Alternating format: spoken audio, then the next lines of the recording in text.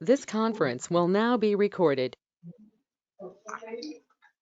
अद्य गुरुवासरः अथवा बृहस्पतिवासरः ज्येष्ठ कृष्ण सप्तमी दिनांक 1 जुलाई 2021 मानव वेदांत मधुकोष्ठिका संप्राप्ति लक्षण शंखं चक्रं ज्वलन्तां दधतमृतघटं चारुदूर्भिश्चतुर्भिः सूक्ष्मस्वच्छातिहृद्यां शुकपरिविलसन् मौलिनं भोजनेतरं तालाम्बोदोज्ज्वलाङ्गं कटितटविलसच्चारुपीताम्बराढ्यं वन्दे धन्वन्तरिं तं निखिलगतवनप्रौढदावानिलीनं प्रौढदावानिलीनं ब्रह्मणो हि समारब्धाम् आत्रेयाद्येषु पूजिताम् अस्मदाचार्यपर्यन्तां वन्दे गुरुपरम्पराम् आयुर्वेदरतं वन्दे माधवाख्यं महागुरुम्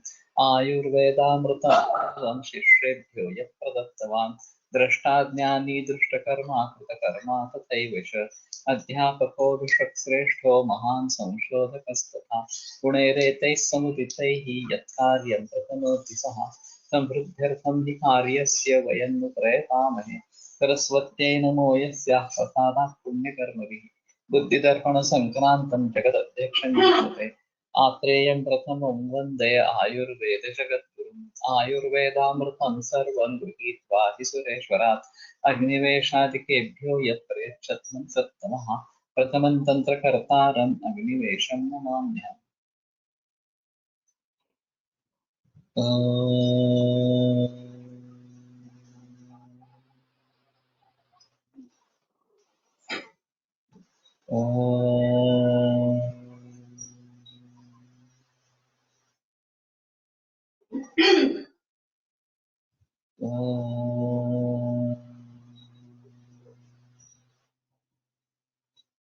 ओम शांति शांति शांति।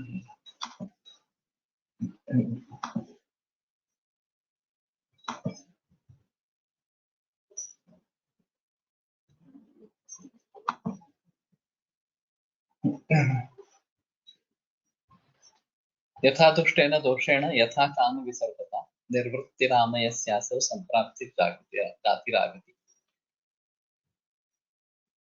तो संप्राप्ति का लक्षण शुरू करते हैं।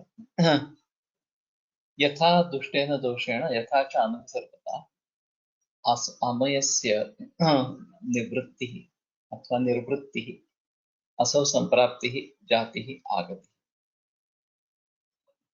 तो जिस प्रकार से दोष दुष्ट हुआ है, जिस प्रकार से उसका प्रसर हुआ है, वो कहीं दूसरे स्थान पर गया है, और जिस प्रकार से उसने व्याधि की निर्मिति की है, वो सब संप्राप्ति जाति आगति इस नाम से जाने जाते हैं। संप्राप्ति माह यथा इत्यादि नाना विधानि दोषाणाम दृष्टि प्राकृति वैकृति वा। तो दोषों की दृष्टि बहुत प्रकार की नाना विध इस प्रकार की होती है, प्राकृत और वैकृत। प्राकृत सुख साध्यस्तु वसंत शरदुद्भवः वैकृतो सुख साध्यः। ये जो ज्वर के बारे में बताई गई है कि वात ज्वर वर्षा काल में निर्माण होना है, प्राकृतिक ज्वर इस प्रकार का रहेगा। वसंत ऋतु में कफ ज्वर निर्माण होना है, प्राकृतिक ज्वर इस प्रकार का रहेगा। तो वो जो दोष दृष्टि रहेगी वो प्राकृत दोष दृष्टि इस प्रकार की रहेगी। लेकिन अगर वर्षा काल में कफ का प्रकोप हो रहा है या पित्त का प्रकोप हो रहा है तो वो वैकृत इस प्रकार का कहा जाएगा। और इस प्रकार से दोषों की दृष्टि बहुत प्रकार की बहुविध इस प्रकार की होती है। अनुबंध्य रूपा व अनुबंध रूपा व। तो अनुबंध्य प्रधान है और अनुबंध गौण इस प्रकार का है। एकशाद विशोवा अलग अलग एक एक दोष का प्रकोप हो या दो का हो या फिर उससे भी ज्यादा 3 दोषों का प्रकोप इस प्रकार की स्थिति है। समझता हुआ रोक्षादि में सर्वैहि भावैहि अल्पै। रुक्ष वगैरह जो सभी गुण है उन सभी भावों से या कुछ उसमें से भावों से एवं आदि दुष्टेन दोषेण, इस प्रकार के दुष्ट दोषों के द्वारा या आमयस्य रोगस्य निर्वृत्ति उत्पत्ति, जो आमय या रोग की उत्पत्ति, सा संप्राप्ति संप्राप्ति उच्यते, उसको संप्राप्ति कहते हैं। यथा च अनुविसर्पता इति अनेकथा दोषाणां विसर्पणं गति ऊर्ध्वाधः स्थितिकार्य कहते हैं। तो दोषों का विसर्पण अनेक प्रकार का है, ऊर्ध्व गति, अधोगति, तिर्यक गति वगैरह वगैरह इस प्रकार से। तो तथा विसर्पता संसर्पता संप्राप्ति पर्याय आह शास्त्र व्यवहारार्थम दक्षिणार्थम च जाति ही आगति ही। तो शास्त्र में व्यवहार के लिए और लक्षण के लिए उनके पर्याय कहते हैं जाति और आगति। जात्यादि शब्द ही अभिधीयते सा संप्राप्ति। तो जात्यादि शब्दों से जो कही जाती है वो संप्राप्ति कहलाती है। जाति है आगति इत्यर्थः जन्मापि ज्ञान कारण अजातस्य ज्ञानाभावात् इत्याह भट्टारविचन्द्रः। तो जाति जन्म व्याधि का, ये भी व्याधि का ज्ञान का कारण होता है। अजातस्य ज्ञानाभाव, जो निर्माण ही नहीं होता उसका ज्ञान होने का संभव इस प्रकार का नहीं है। इत्याह भट्टारविचन्द्रः। एतेन एतदुक्तं भवति नहि निदानादिवत् बोधकत्वेन ज्ञानकारणत्वं किंच किंतु बोध विषयत्वम्।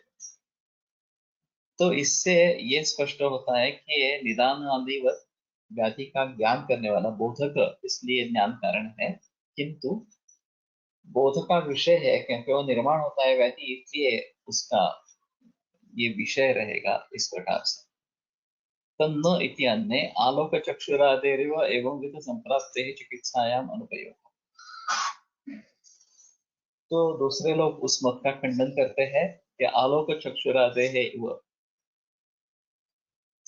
प्रकाश और चक्षु, ये चक्षुरिंद्रिय के द्वारा ज्ञान का कारण इस प्रकार के हैं।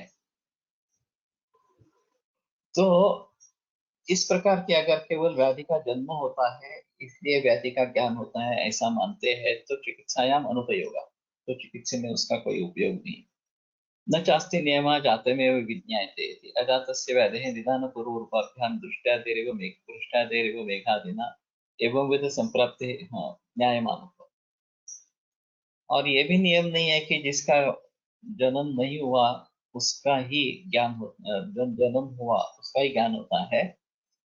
अजातस्य व्याधेः, जो व्याधि अभी निर्माण नहीं हुआ है उसका भी पूर्व रूप या निदान के आधार पर वृष्ट्यादेरिव मेघादिना न्यायमानत्वम्,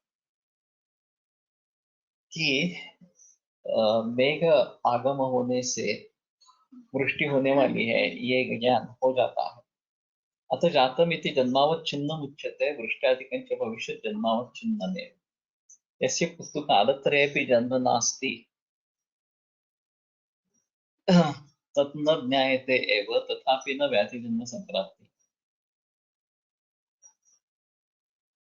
तो जात जो है वो जन्मावच्छिन्नम जातम इस प्रकार की अगर उसकी व्युत्पत्ति करते हैं तो वृष्ट्यादिकं च भविष्यत् जन्मावच्छिन्नमेव, वृष्टि वगैरह जो है वो भविष्य में उत्पन्न होने वाले इस प्रकार के हैं, जन्मावच्छिन्न है। यस्य तो कालत्रयेऽपि जन्म नास्ति, जिसका किसी भी काल में जन्म संभव ही नहीं है इस प्रकार से।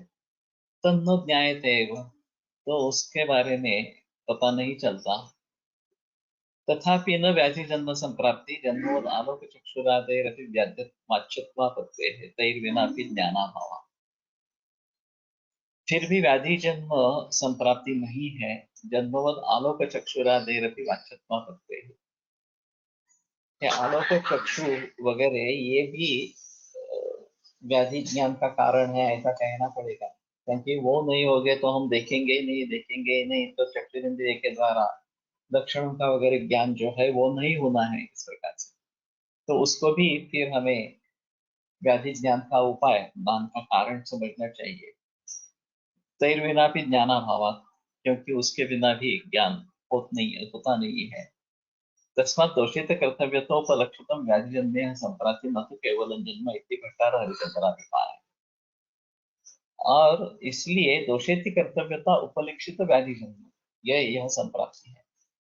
तो दोष इति कर्तव्यता यानी कि दोष का व्यापार, उससे उपलक्षित जिस व्याधि का जन्म है वो संप्राप्ति कहेगी, केवल जन्म नहीं कहेगी। ये भट्टारकचंद्र का है। वाग्भटेनापि यथा दुष्टेन इत्यादि वदता विशिष्टमेव व्याधि जन्म संप्राप्ति रूपता। और वाग्भट ने भी यथा दुष्टेन, ये जो व्याधि जन्म के पूर्व उसके जो विशेषण लगाए हैं, इसके आधार पर विशिष्टमेव व्याधि जन्म संप्राप्ति युक्ता, विशिष्ट व्याधि जन्म ही संप्राप्ति बताई। सति क्रिया विशेषो तथा सति क्रिया विशेषो की लभ्यते यथा ज्वरे आमाशय प्रदूषण अग्निहननादि बोधे दंधन पाचन स्वेदाधिकरण। ये आमाशय दूषण अग्निहनन इनका बोध होने पर संप्राप्ति के जरिए लंघन पाचन स्वेदाधिकरण, ये ज्वर की चिकित्सा, ये क्रिया विशेष चिकित्सा विशेष है, वो भी उससे मालूम होता है। संप्राप्तिश्च एवं विधा यद्यपि दोषाणां व्यापारत्वेन दोषग्रहणेनैव प्राप्यते तथापि चिकित्सा विशेषार्थम एव पृथक् क्रियते यथा व्याधे ज्ञापकत्वा विशेषेपि पूर्वरूपमेव रूपात् पृथक्। तो इस प्रकार की संप्राप्ति दोषों के अवांतर भेद व्यापार होने के कारण दोष ग्रहणेनैव प्राप्यते, दोष शब्द से ये संप्राप्ति ली जा सकती है। तथापि चिकित्सा विशेषार्थम एव पृथक् क्रियते, तो भी चिकित्सा विशेष के लिए उसको अलग किया जाता है। तथा व्याधे ज्ञापकत्वा विशेषेपि पूर्वरूपमेव रूपात् पृथक्, कि पूर्व रूप से जो व्याधि का ज्ञान होने वाला है और रूप से वो जो ज्ञान होने वाला है उसमें ज्ञापकत्व विशेष नहीं है, फिर भी पूर्वरूप रूप से अलग इस प्रकार का बताया गया है। तस्मात् दोषते कर्तव्यतोपलक्षितम व्याधि जन्म संप्राप्ति इत्येव लक्षण। तो दोषेति कर्तव्यतोपलक्षित इस प्रकार का जो व्याधि जन्म है उसको संप्राप्ति कहेंगे, ये संप्राप्ति का लक्षण इस प्रकार का है। अब ये मुद्दा निदान में जब हम पढ़ रहे थे तो उसमें भी स्थिति कर्तव्यता को रोगोत्पादक हेतु निदान, ये जो व्याख्या निदान की गई, इसमें व्याधि जन्म अगर संप्राप्ति है तो दोषो व्यापार जो है वो कारण में समा जाएगा। लेकिन जिनके मत में ये संप्राप्ति का हिस्सा है तो दोषेति कर्तव्यता भी व्याधि का कारण बन जाती है, उसके लक्षण अतिव्याप्त हो जाता है निदान का, व्याधुत्पादक हेतु निदान, ये अगर लक्षण करेंगे तो, और उस अतिव्याप्ति को टालने के लिए सेति कर्तव्यता को रोगोत्पादक हेतु निदान, इस प्रकार की व्याख्या वहां पे की गई।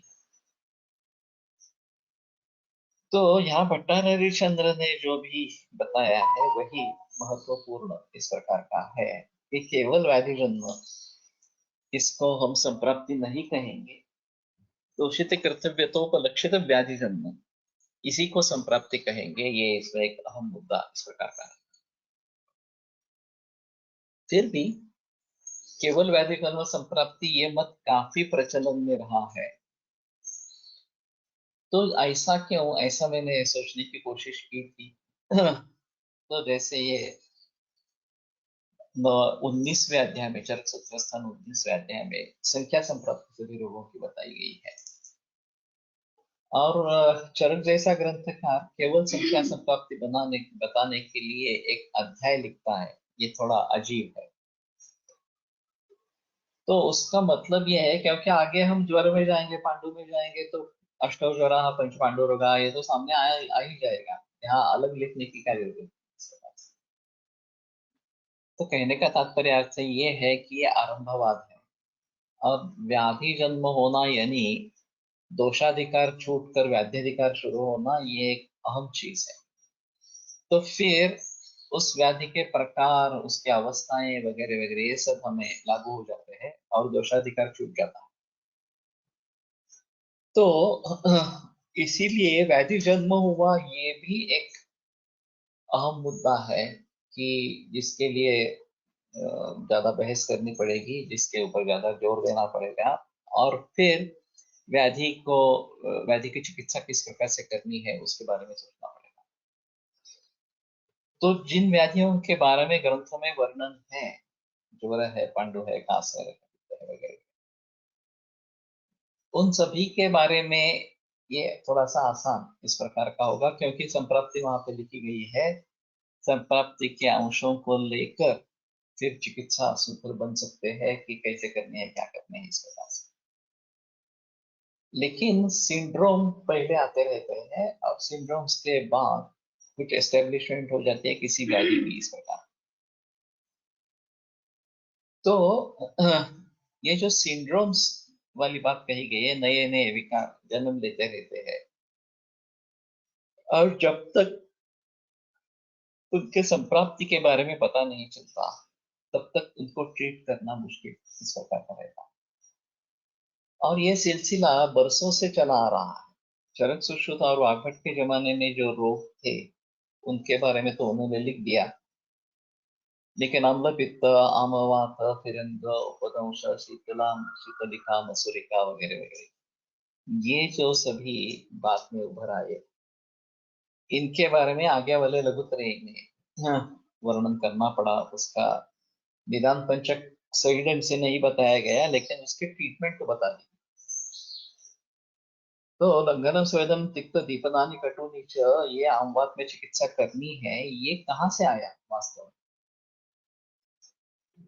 तो वायना प्रेरितो यामा श्लेष्म स्थावनम प्रधावते तेनादर्थम वितर्कंसो दमनिक प्रतिपद्यते वगैरह वगैरह, ये सब जो संप्राप्ति माधव निदान में लिखी गई इस प्रकार से।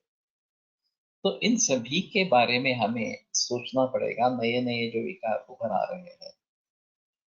और अभी कैंसर इतने बड़े पैमाने पर उत्पन्न हो रहा है और हम ऐसा कहेंगे कि हमारे ग्रंथ में साक्षात निर्देश नहीं है, नहीं तो रक्तार्बुद, मांसार्बुद, इस प्रकार के निर्देश को लेकर चलते हैं, लेकिन उससे कोई फायदा नहीं है, क्योंकि ना कि उसकी कोई संप्राप्ति बताई गई है, ना कि उसमें चिकित्सा में कुछ दिग्दर्शन मिलता है, असाध्य कह के ग्रंथकारों ने छोड़ दिया है। तो फिर इस प्रकार के रोगों के बारे में कैसे सोचे, ये अहम चिंता का विषय अभी है। तो उसी बात को ध्यान में रखते हुए इन रोगों की संप्राप्ति किस तरीके से होती है ये ढूंढना पड़ेगा, और फिर उसके आधार पर उसके चिकित्सा का सूत्र बने। अभी डिस्ट्रक्शन ऑफ सेल है मॉडर्न मेडिसिन का चिकित्सा का सूत्र है, तत्व ज्ञान है कैंसर को ट्रीट करने का। वो in tune with conventional medicine और पर्टिकुलरली फार्मेसी इस प्रकार का है, क्योंकि वो देने से, कीमोथेरेपी ड्रग देने से ट्यूमर साइज कम हो जाता है, नष्ट हो जाता है, मार्कर्स रिड्यूस हो जाते हैं वगैरह वगैरह, सब परिणाम दिखा सकता है। तो डिस्ट्रक्शन ऑफ सेल ये प्रिंसिपल हो गया और केमोथेरेपी उसमें एक ड्रग हो गया इस प्रकार एलोपैथी में। इसी प्रकार से हमें क्या करना है इसके बारे में हमें सोचना पड़ेगा, हमारा प्रिंसिपल क्या होगा। जैसे मैंने अभी पकड़ लिया है कि रसायन चिकित्सा देनी है।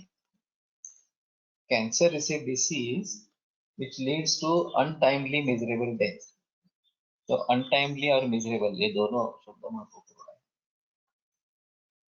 तो दीर्घमायु श्रुति मेधाम आरोग्यम करुणम दया, ये सब रसायन की फलश्रुति है। तो दीर्घायुष्य रसायन चिकित्सा से प्राप्त होता है, आरोग्य मिलता है वगैरह वगैरह, तारुण्य प्राप्त होता है।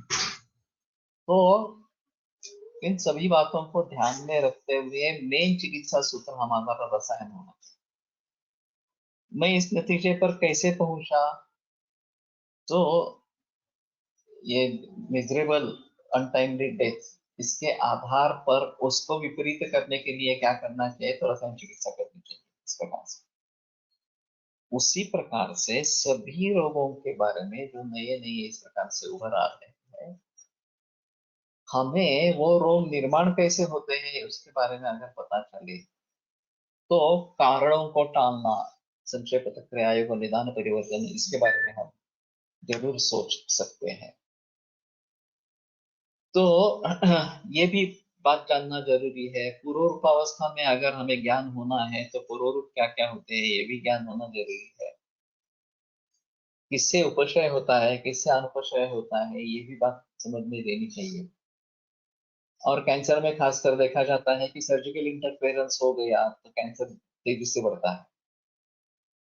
तो इसका संबंध शुक्रवाहिनी दुष्यंती शस्त्रक्षाराग्नि कर्म भी इससे लगाकर शुक्र शोधन गण का प्रयोग करना है या हाइब्रिडाइजेशन, ये मूल कल्प्रिट है, ये मूल हेतु है, ये ध्यान में रखते हुए देसी बीज का प्रयोग होना चाहिए या शुक्र शोधन गण का प्रयोग होना चाहिए।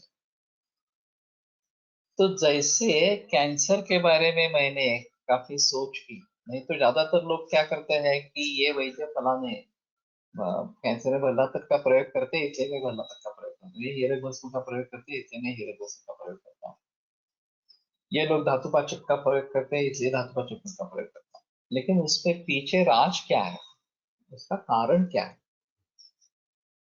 तो हीरक भस्म क्यों, ये बात बहुत सारे लोगों से पूछी गई, उसमें तो सिर्फ रसायन यही चिकित्सा यही बताया गया है हीरक भस्म के उपयोग। लेकिन ज्योतिष शास्त्र के अनुसार हीरा शुक्र पर काम करता है।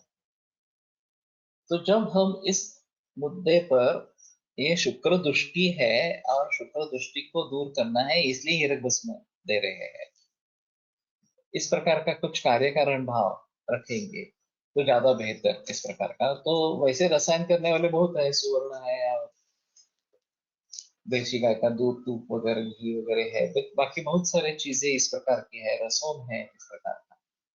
तो सिर्फ हीरक ही क्यों इस प्रकार से? तो कहने का तात्पर्य अर्थ ये रहेगा कि जिस तरीके से हम उसकी संप्राप्ति को समझने की कोशिश करेंगे नए नए विकारों के बारे में, उसके आधार पर उसके चिकित्सक का सूत्र बनेंगे। और ये अभी आवश्यकता है क्योंकि कैंसर इतने बड़े पैमाने पर फैल गया है कि हर किस व्यक्ति के किसी ना किसी रिश्ते में किसी को कैंसर है। ऐसी स्थिति अब नहीं रही कि कोई भी कैंसर वाला आदमी नहीं है परिवार में इस प्रकार का रिश्ते में। तो ये इतने तेजी से क्यों बढ़ रहा है और उसको रोकने का उपाय क्या है, ये अगर हमें सोचना चाहिए तो संप्राप्ति किस ढंग से बन रही है ये देखना बहुत आवश्यक इस प्रकार का है। उसमें भी फिर भी ऐसा हुआ है कि लक्षण जो रुग्ण संवेद्य हो या वैद्य संवेद्य इस प्रकार के हो, उसको छोड़कर इन्वेस्टिगेशंस का बहुत बड़ा माहौल है कैंसर, क्योंकि CT scan PET scan MRI वगैरह के जरिए काफी अंदर वाली बातें पता चलती है कि ये इस प्रकार से यहाँ लीजन बढ़ रहा है, कैंसर होने की संभावना है वगैरह वगैरह इस प्रकार से। तो इन्वेस्टिगेशंस का रोल किस प्रकार से रहेगा, उसकी सहायता रोग निदान में किस प्रकार से होगी, उसका इंटरप्रिटेशन अभी तो मॉडर्न मेडिसिन के जरिए है, आयुर्वेद के जरिए नहीं है। फिर भी अगर उसके बारे में कुछ सोचना पड़ेगा करना पड़ेगा तो कैसे सोचेंगे, ये भी एक अहम मुद्दा इस प्रकार का है। और हमारे हिसाब में जब हमें दवाइयों का प्रयोग करना है तो किसके आधार पर दवाइयाँ देते, जैसे अभी अभी कर रहा हूँ कि हीरक भस्म है, धातुपाचक है, शुक्रशोधन गण की औषधियां हैं और केमोथेरेपी चल रही है या पूर्व की गई है तो उसके दुष्परिणामों को मिटाना है और फिर लक्षण क्या है उनको भी देखना है, कारण क्या है उनको भी देखना है। तो लक्षण के खिलाफ कुछ चिकित्सा होनी चाहिए, कारणों के खिलाफ कुछ हित प्रतिनी की चिकित्सा होनी चाहिए वगैरह वगैरह। तो ये काफी कॉम्प्लेक्स बन जाता है कि किसकी चिकित्सा कैसे किस आधार पर करे इस प्रकार से। तो मेरा कहने का मतलब ये है कि संप्राप्ति को समझ लेना नए नए विकारों के बारे में, और जो पुराने विकार हमारे ग्रंथों में है उसमें भी अगर बदलाव आया तो उस संप्राप्ति को अलग रीति से समझ लेना ये भी आवश्यकता है। रुद्रक हमारे ग्रंथों में वर्णन है, वातज पित्तज कफज सांध्यपातिक और कुर्मिश इस प्रकार के प्रकार बताए गए। लेकिन फिलहाल जो आईएचडी है, फिलहाल वॉल्वुलर डिफेक्ट्स वाले जो भी विकार है उसको कैसे समझे, और आईएचडी मृत्यु तक ले जा सकता है, ये काफी अहम है। माइक्रोवेव इंफेक्शन हो जाएगा, कुछ लोग मर जाएंगे, कुछ लोग बच जाएंगे। तो जो हार्ट अटैक है वो क्यों आता है, हमारे यहाँ जो अष्टो महागत है उसमें रुद्र का वर्णन नहीं है। उसमें बाकी रोग है जो उस समय जमाने में महत्वपूर्ण थे। बीच में हृदरोग सबसे आगे था, नंबर 1 किलर डिसीज था। अभी कैंसर नंबर 1 किलर डिसीज हो रहा है या हो चुका होगा। लेकिन फिर भी आईएसडी को हमें अलग रीति से समझना चाहिए। अभी ये जो स्रोतरोध की बात की जाती है, कोलेस्ट्रॉल वगैरह, वो थ्योरी कितनी चालू रहेगी बंद पड़ेगी मालूम नहीं है उसके बारे में।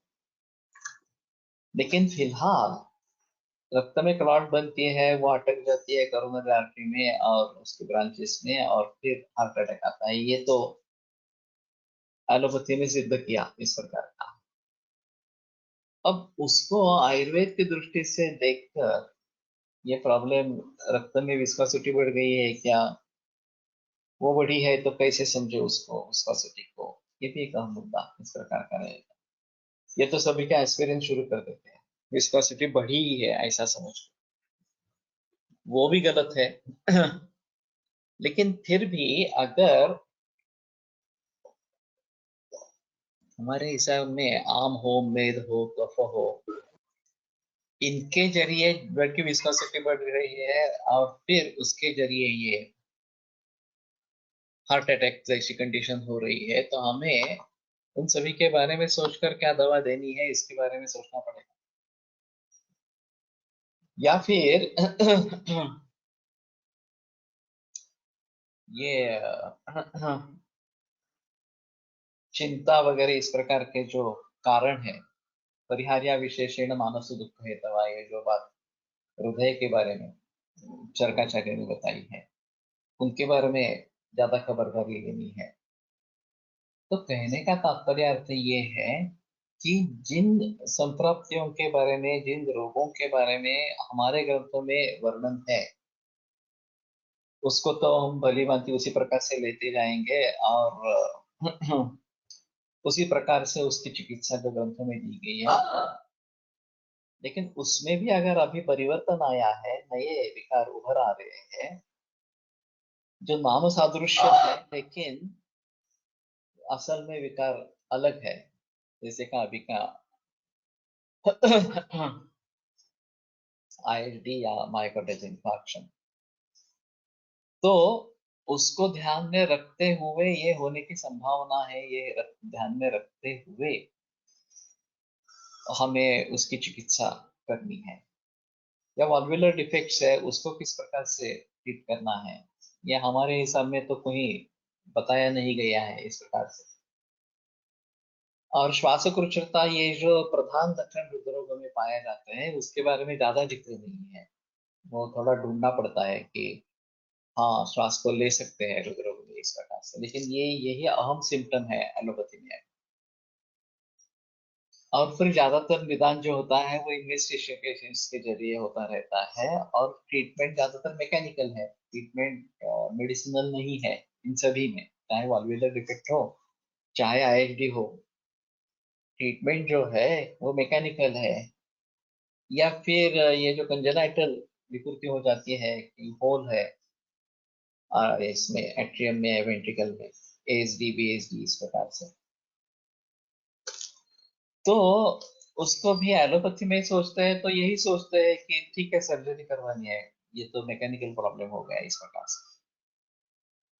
तो इन सभी के बारे में हमें कैसे सोचना है, क्योंकि सुश्रुताचार्य कहते हैं कि जिसमें सर्जरी की आवश्यकता है उसमें औषध दे सकते हैं, लेकिन जिसको औषध ही देना है उसमें सर्जरी कभी नहीं करनी, ऐसा सुश्रुताचार्य का स्पष्ट निर्देश।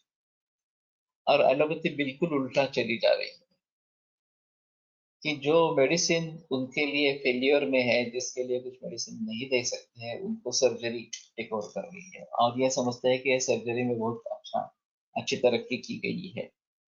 Knee replacement, kidney transplant, heart transplant, liver transplant, bone marrow transplant, ये सभी उसी के नतीजे हैं, इसी विचार से नतीजे। तो मूल रूप से ये क्यों हो रहे हैं ऐसा अगर हम समझ पाएंगे तो शायद बात बनेगी।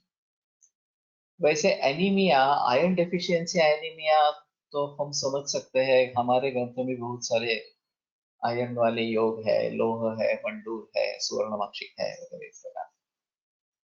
लेकिन आप्लास्टिक एनीमिया है या बाकी भी इस प्रकार के एनीमिया है, तो उनको कैसे समझेंगे? पांडुरोग से उनकी संप्राप्ति कुछ अलग इस प्रकार की होगी। केवल पांडुरोग की संप्राप्ति में उसके उत्तर मिलेंगे ही ऐसा नहीं बता सकते। तो हमें उनके संप्राप्तियों के अंशों को समझना चाहिए और फिर उसके आधार पर उसकी चिकित्सा करनी है। इसमें यथा दुष्टेन दोषेण ये जो बात बताई ये बहुत अहम बात है कि किस प्रकार से दोष की दृष्टि होगी। किम आहारेण प्रकृता वायु, किम विहारेण, किम नग्ना शिशुरेण वृक्षेण वा, ये जो बात चरकाचार्य मीमांसा 8वें अध्याय में गई है कि आहार से प्रकृत हुआ है, विहार से प्रकृत हुआ है, वृक्ष लघु शीत किन गुणों के जरिए प्रकृत हुआ है, और फिर उसके कारण हमें मिलने चाहिए वहां पे। हम जब केस टेकिंग ले लेंगे तो उसमें ये वृक्ष गुण का है, इससे इस प्रकार का वात प्रकोप हुआ है, ये शीत गुण का है, इससे इस प्रकार का वात प्रकोप हुआ है वगैरह। तो इन सभी बातों को हम भली भांति समझेंगे तो शायद एक बात हो सकती है कि नए विकारों के बारे में हम कुछ कर सकते। तो पूर्णतः नवीन विकार एड्स जैसी बीमारी है। अभी 10-15 बरस पहले जब एड्स शुरू में दाखिल हुआ और कुछ वैद्यों के पास एड्स के मरीज आए, इसमें भी दो तरीके थे। एक HIV पॉजिटिव है, सिर्फ एड्स के लक्षण नहीं है, और दूसरे में एड्स के लक्षण दिख रहे हैं और HIV पॉजिटिव तो है ही लेकिन एड्स के लक्षण भी दिख रहे हैं इस प्रकार से। तो उस समय में काफी बहस हुई थी कि कैसे इसको ट्रीट करना है, क्या करना है वगैरह। राजयक्ष्मा से जीते जीते लक्षण है, फिर भी साहसं वेग संवरोधा स्नेहोजस शुक्रोजस स्नेह संशय अंतपान विधि त्यागा सत्यत्वारस्य सेतवा, ये जो बात बताई गई इसमें शुक्र क्षय के बारे में बताया गया। लेकिन ये सेक्सुअली ट्रांसमिटेड डिसीज HIV है, तो यहाँ केवल विवाह ये हेतु नहीं है, अयोग्य विवाह ये हेतु है इस प्रकार। अब ये जो वायरस है उसके बारे में हम क्या सोचेंगे, ये बड़ा सवाल उठता है। अभी पैंडेमिक है, कोविड-19 है, वायरस है, म्यूटेट हो रहा है, इन सभी के बारे में हम कैसे सोचेंगे? लक्षण समुच्चय के आधार पर हमने कफवात ज्वर या कुछ ऐसा कुछ निदान कर लिया, कास निदान कर लिया, श्वास निदान कर लिया वगैरह, तो उसके आधार पर चिकित्सा देने की कोशिश। लेकिन सिर्फ इससे बात बनती नहीं है। इसके पीछे एलोपैथी के हिसाब से ये जो कारण है कोविड-19 ये वायरस इस प्रकार का, तो उसको हम देखेंगे या नहीं देखेंगे, ये बड़ा सवाल इस प्रकार। उसको उसके बारे में सोचेंगे या नहीं सोचेंगे। अभी एलोपैथी वाले तो कहेंगे कि नहीं, उसके बगैर नहीं हो सकता। अगर कोविड-19 नेगेटिव है, सांस श्वास वगैरह लक्षण है, लंग फाइब्रोसिस भी है, तो उसका निदान अलग हो जाएगा, कोविड-19 नहीं कहता है। मैंने अच्युत जोशी से बहस की थी कि ये जो बैक्टीरिया है जिनके जरिए TB इस प्रकार का डायग्नोसिस हो गया, तो बोले लेकिन उनके बगैर TB नहीं होगा ना। अगर ये माइकोबैक्टीरियम पॉजिटिव नहीं है तो TB नहीं होगा, वो किसी दूसरा इन्फेक्शन कहा जाएगा। अगर ये प्रेजेंट है, TB का बैक्टीरिया प्रेजेंट है, तो निस्संशय ये TB है हमारे हिसाब में। और फिर उसके लिए जो चिकित्सा बताई गई है, 2 ड्रग्स से लेकर अभी 7-8 ड्रग्स तक कुछ चिकित्सा इस प्रकार की है, तो वो देनी चाहिए irrespective of the condition of the patient वगैरह। देना ही है। उसके अगर साइड इफेक्ट्स होते हैं तो साइड इफेक्ट्स की ट्रीट करते रहना चाहिए। लेकिन एक बार कॉक्स है ऐसा डायग्नोसिस हो गया तो फिर आपको टिकट देनी ही है इस प्रकार से। तो ये बड़ा अजीब माहौल इस प्रकार का है। हमारे जो 4 हेतु बताए गए अन्नपान विधि त्याग से हेतु, उन हेतुओं से अलग हेतु इसमें दिखाई दिए गए और फिर उनको अगर हम नजरअंदाज करते हैं, ध्यान में लेते ही नहीं है, तो भी मुसीबत हो। तो ये बात समझ लेने की बहुत जरूरी है क्या। और टीबी वापस आ गया HIV के जरिए। ये समझ रहे थे कि हमने टीबी पर काबू पा लिया है, बस एंटीबायोटिक्स आ गई और टीबी पर काबू पा गए। वैदिक सत्ता, ये जो आनंद नाडकर्णी की किताब है, उसने शुरू में ही उसके बारे में उन्होंने लिखा है कि टीबी का निदान होने के बाद टीबी की दवाइयां जब तक बाजार में उपलब्ध हुई, तब तक टीबी का occurrence रेट 75% से 12% इतना नीचे आ गया दवाइयों के आने के पहले ही। और केवल अमेरिका की समृद्धि यही उसका कारण था, टीबी काबू में आ गया। तो इस बात को भी हमें ध्यानपूर्वक देखना है।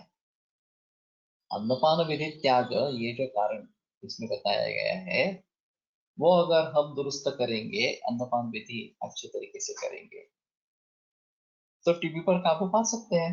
ऐसा हमारे हिसाब में जो राजा एक्ष्मा है उसके ऊपर काबू पा सकते हैं। अब ये मुद्दा रहता है कि उन्होंने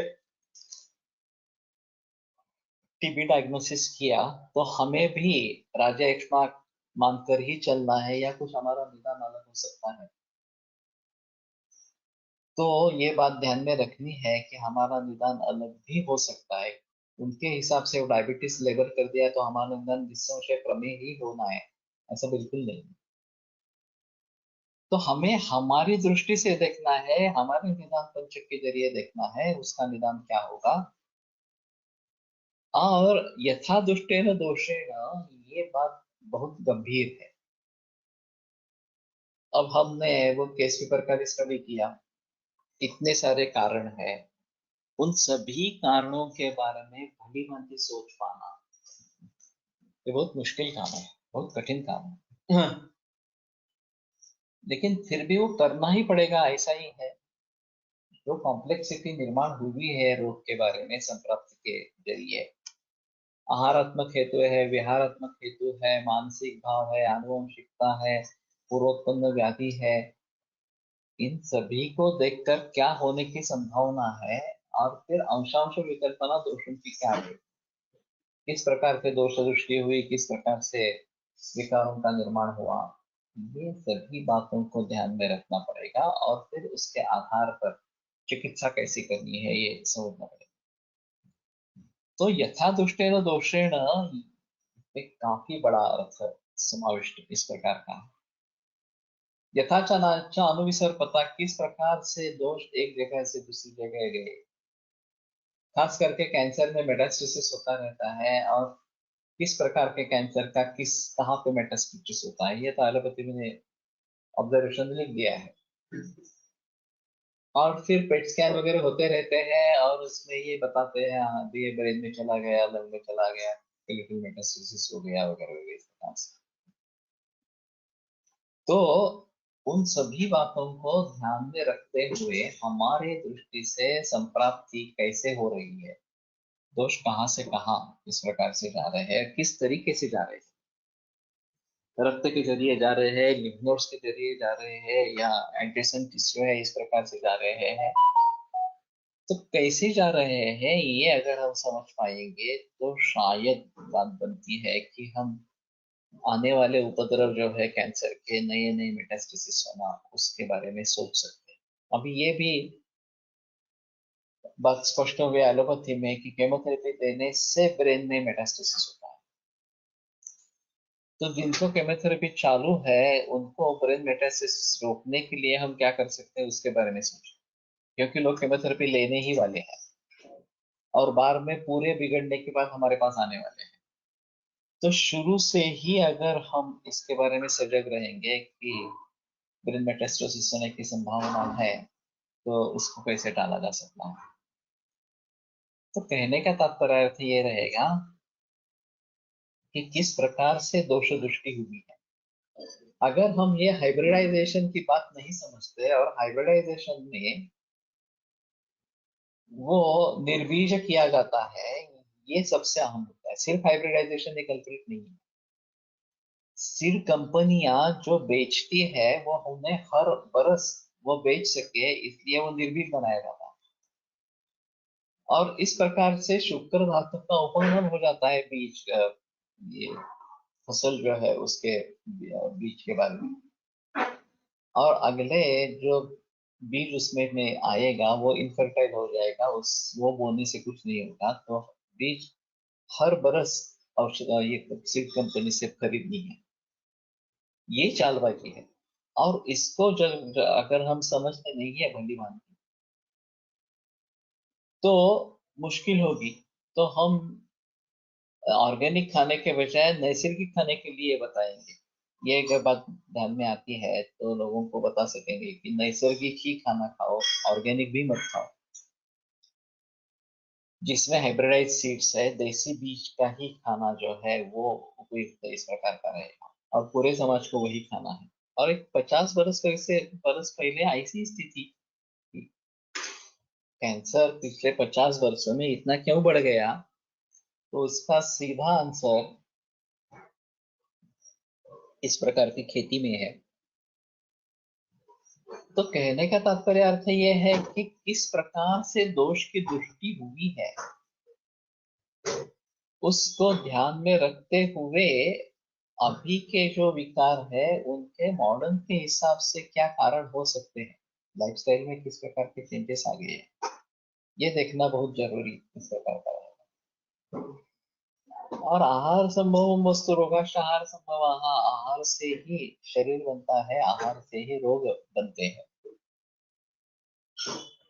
तो हिताहित विशेषाच प्रवृत्ति सुख दुःखयोः, हिताहित विशेष के आधार पर सुख और दुख इस प्रकार से प्राप्त होते हैं। तो इस बात का ध्यान रखते हुए हमें जो भी नए नए विकार है उनके सभी कारणों को जानना जरूरी है इस प्रकार का। तो ये सभी कारण कैसे समझ में आएंगे, ये भी एक अहम मुद्दा है।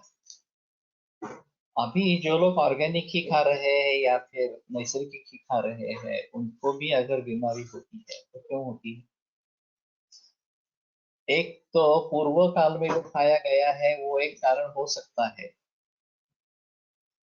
और दूसरे रीजन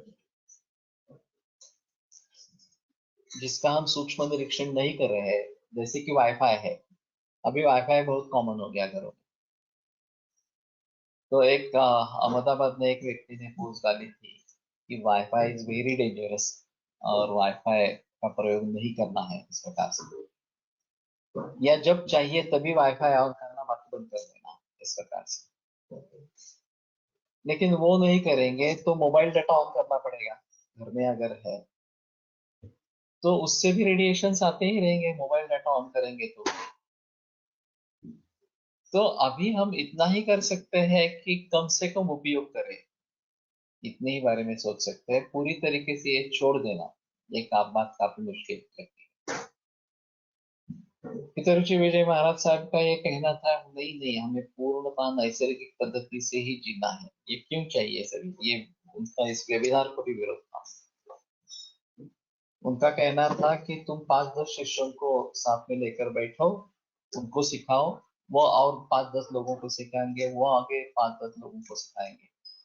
इस प्रकार से इसको बढ़ने दो, ये टेक्नोलॉजी वगैरह इस्तेमाल नहीं नहीं करो, मत करो। लेकिन अगर टेक्नोलॉजी का इस्तेमाल नहीं करते तो त्रिस्कंद कोश नहीं बनता, टेक्नोलॉजी का इस्तेमाल नहीं करते तो प्रातिपदिक कोश नहीं बनता। अब ये बात ऐसी है कि टेक्नोलॉजी प्रयोग में ही नहीं लानी है ऐसा कहेंगे तो भी मुसीबत है। टेक्नोलॉजी प्रयोग में लाएंगे तो उसके साथ में ये भी जुड़े हुए हैं, उसके दुष्परिणाम भी जुड़े हुए हैं, वो भी आने वाले हैं इस प्रकार से। तो सुवर्ण मध्य क्या हो सकता है? जहां तक प्रयोग हो सके टेक्नोलॉजी का प्रयोग करे, सीमित रखे, इस प्रकार के पारंपरिक उपायों को भी सोचे। लेकिन ऐसा है कि अगर मैं ऐसा करता तो अभी पूरे महाराष्ट्र से, बाकी देश से जो छात्र यहाँ पे इकट्ठा होते हैं वो कैसे इकट्ठा हो पाएंगे?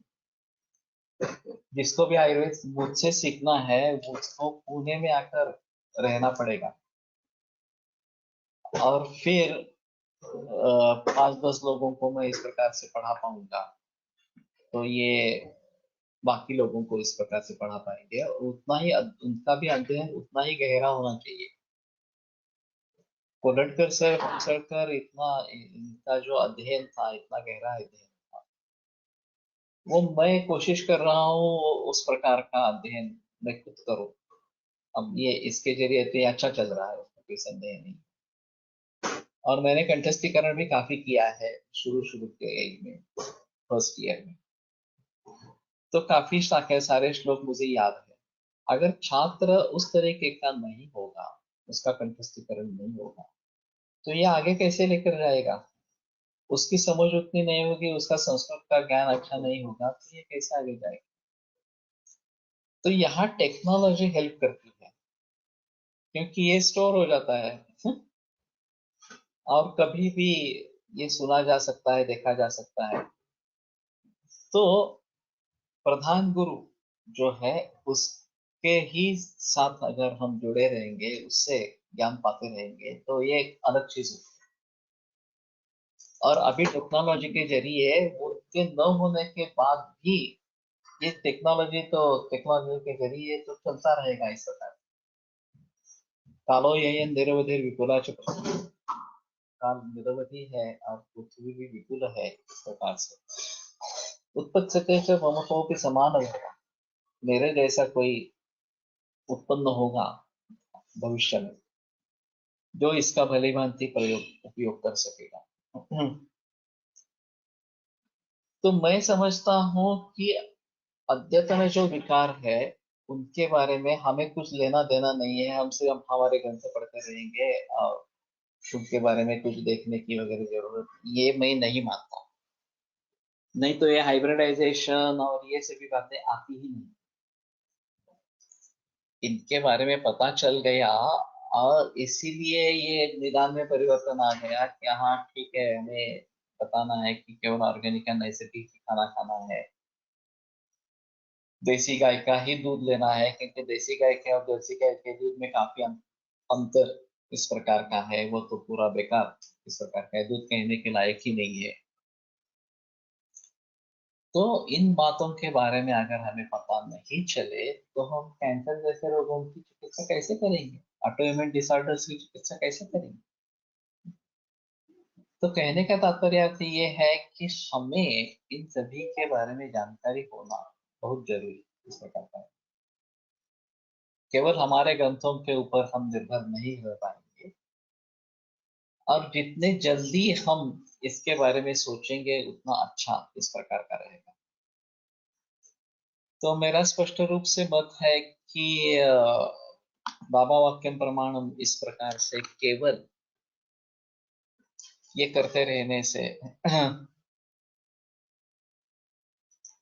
पिंडदान इत्यादी कर्म करना दरवर्षी आणखी घातली जाते, यावरून रेडिएशनचे त्रास टाळण्यास गर्भासनावर बसण्यास वाचण्यात आणि आसनाबद्दलही विचार करणे अपेक्षित सही है, करना है इस प्रकार से।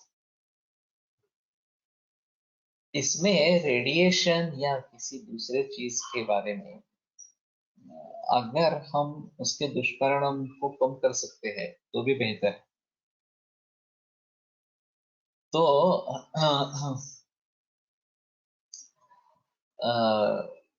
पहले ये करना है कि कम से कम उपयोग करना है, ये एक बात इस प्रकार की रहेगी। और फिर आप दिन में अभी ये 1 घंटा या अभी दूसरी मीटिंग भी प्राकृतिक कोष की है तो उसके लिए फिर 1 घंटा ये चालू रखना है, फिर बाद में ये बंद कर देना है, ऐसा कुछ करना पड़ेगा।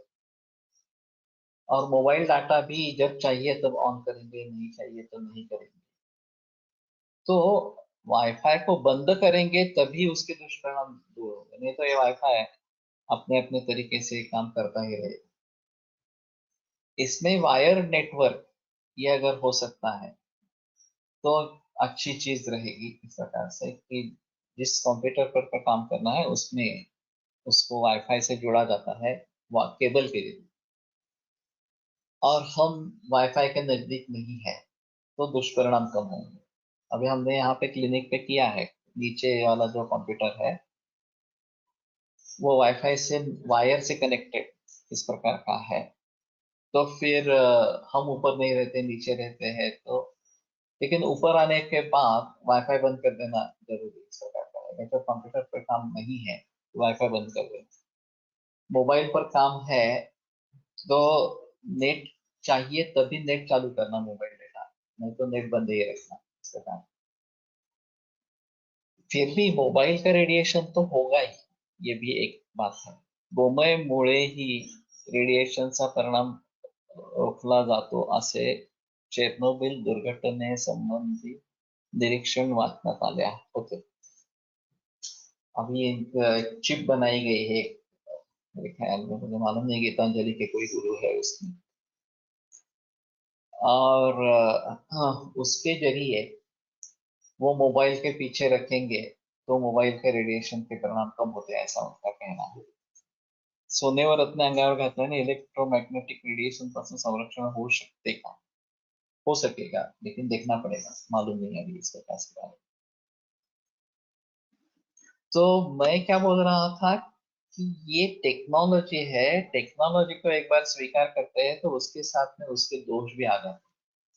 टेक्नोलॉजी के गुण भी है लेकिन टेक्नोलॉजी के दोष भी है, और हम आसानी से उनको नजरअंदाज नहीं कर सकते। तो सोचना चाहिए कि किस प्रकार से करना है, नहीं करना है, ये सभी सोचना पड़ेगा। ठीक है, आज यहीं पे रुकते हैं, कल आगे बहस करेंगे।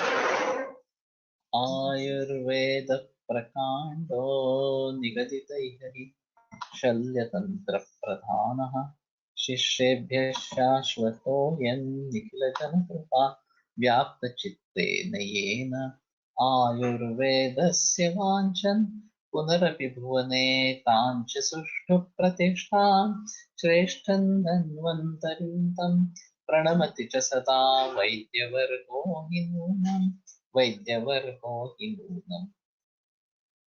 गोमयवर फोन ठेवला तर रेडिएशन झिरो होता।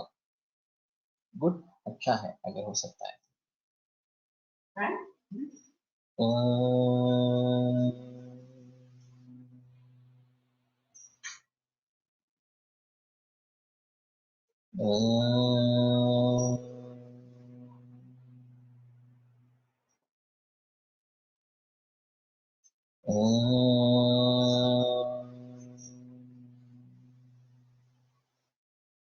ओम शांति शांति शांति। विरम्यते व्याख्यान स्वाहा पुनर्विचार।